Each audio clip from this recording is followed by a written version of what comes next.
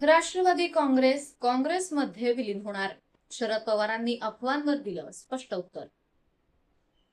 महाराष्ट्राच्या राजकारणात सध्या राष्ट्रवादी काँग्रेस पक्ष, शरद पवार गट काँग्रेसमध्ये विलीन होणार असल्याच्या चर्चांनी जोर धरलाय. काही नेत्यांच्या वक्तव्यानंतर आणि राजकीय घडामोडींनंतर या चर्चांना अधिक उधाण आलं होतं.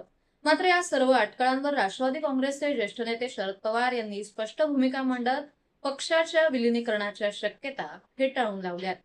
शरद पवारांनी राष्ट्रवादी काँग्रेस हा स्वतंत्र पक्ष असून पक्षाच्या अस्तित्वाबाबत कोणताही प्रश्न नसल्याचं स्पष्ट केलंय.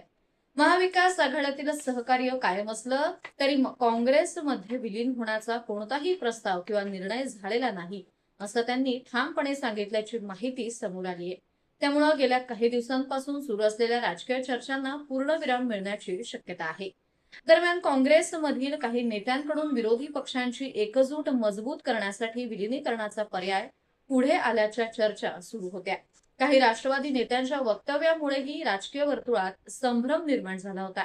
मात्र शरद पवारांच्या भूमिकेमुळे राष्ट्रवादी काँग्रेस आपली स्वतंत्र ओळख कायम ठेवणार असल्याचं स्पष्ट झालं आहे. या घडामोडींमुळे आगामी स्थानिक स्वराज्य संस्था आणि विधानसभा निवडणुकांच्या पार्श्वभूमीवर महाविकास आघाडीतील राजकीय समीकरणांकडे सर्वांचं लक्ष लागलंय. राष्ट्रवादी काँग्रेस आणि काँग्रेस यांच्यातील आघाडी कायम राहणार असली तरी पक्ष विलिनीकरणाच्या चर्चांना सध्या तरी पूर्णविराम मिळाल्याचं चित्र आहे.